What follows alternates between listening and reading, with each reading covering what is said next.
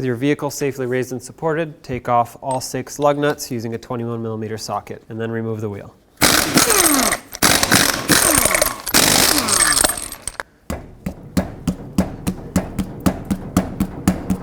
If your wheel is stuck on like this one, go ahead and thread a lug nut back on. Get a large rubber mallet and hit it from the backside. Always hit the tire, not the rim.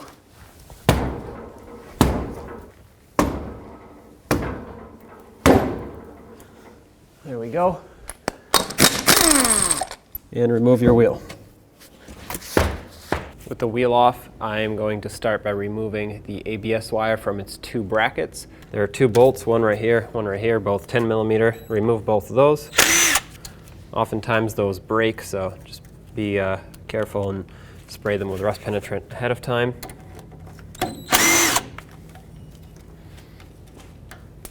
I'm also going to remove the brake line bracket from the knuckle.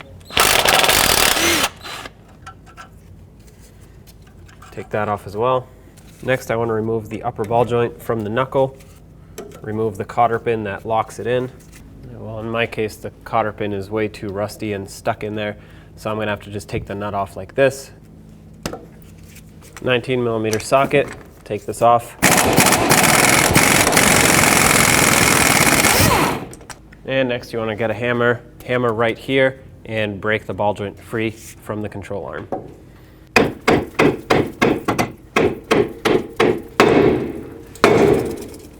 The next thing I want to do is with a pick or a screwdriver, whatever you have, is remove this locking ring that holds the boot in place, or at least pry it up so you can remove the boot.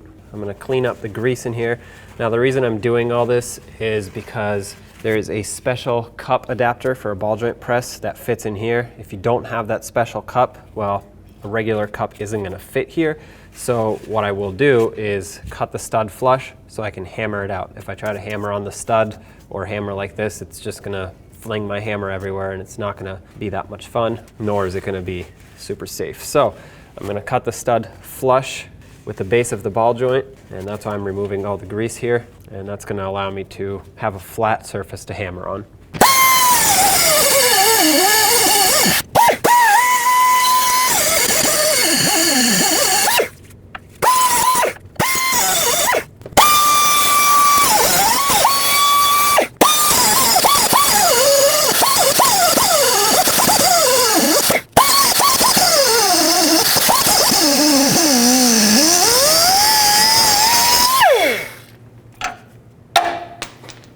Now with this cut flush, I can use my hammer and just bonk this out of here.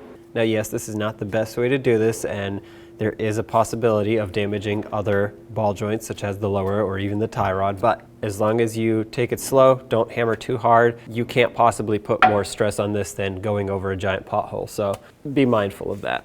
Now there is actually a snap ring around this ball joint, and I'm gonna try to hammer on it so I can break it free. Okay, looks like I got that one side, and I got that side too. Now I'm going to spin it around so the opening is here in the front so I can work with it a little bit better. And with some snap ring pliers, go ahead and remove this snap ring. Once I have it about here, I'm going to stick a screwdriver in and pry it up. Be careful with these because they like to go flying.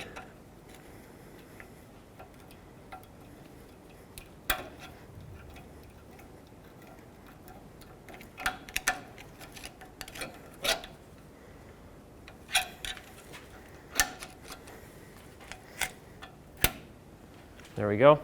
And now I'm just going to go ahead and hammer this out of here.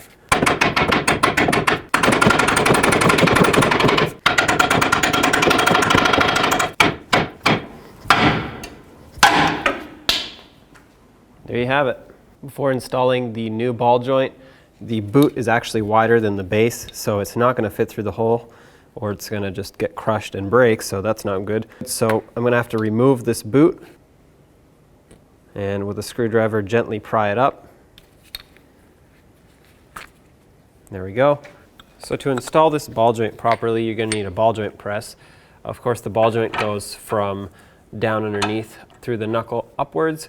And in my case, my ball joint press, the stud on it is way too long and it does not fit between the knuckle and the top of the fender liner here.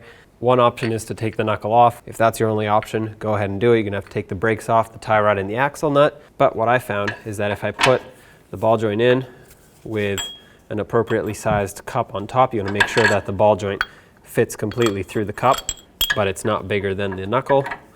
So put that on the bottom. You do not wanna press on the center of the ball joint, only on the outer ring. So I'm gonna use this smaller cup, bring my ball joint press up like this. And just like this is how I'm going to bring my ball joint up and in. You're gonna make sure that everything is lined up as straight as possible. You don't want anything going in crooked. On the bottom here, I have a 22mm wrench. And yes, it would be easiest to do this with an air tool, but this is what I have, so this is what I'm gonna use.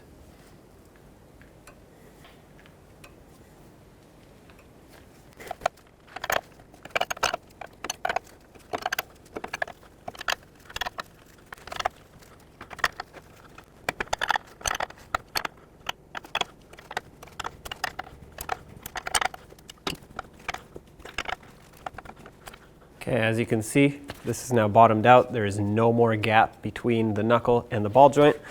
So I'm gonna go ahead and loosen up my tool.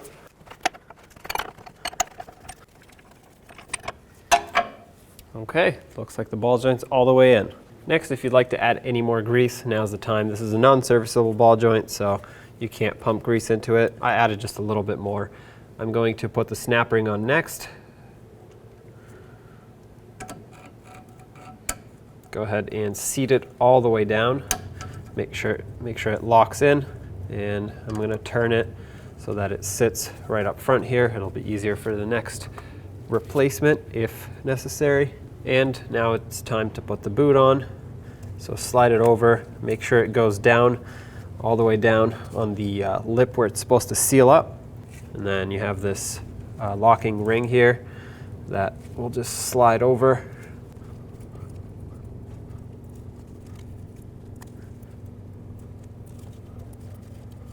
And from here, I'm going to grab this with a pick.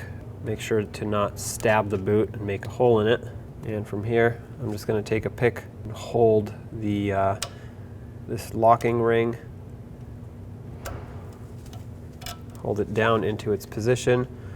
And with a second pick, I'm going to walk it around.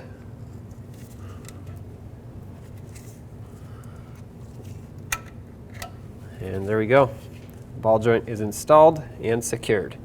Line up the knuckle with the upper control arm.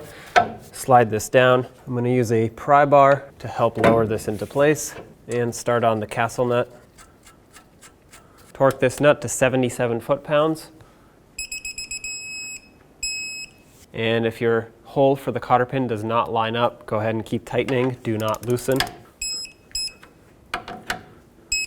Perfect, right there. Now for me, this is a brand new ball joint, so I don't have to re-drill the hole, but for you, you might have to either punch the old cotter pin out if yours was stuck in there like mine, or drill it with a small drill bit. Insert your cotter pin, bend it up and around, and lock it down into place. Reattach your ABS wire up here on the control arm, and as well as on the knuckle. And reattach the brake hose back to the knuckle. And if your ABS wire popped out of it, reattach that too. Next, get the wheel back on. Start on all 6 lug nuts, and then I'll bottom them out, torque them to 83 foot-pounds.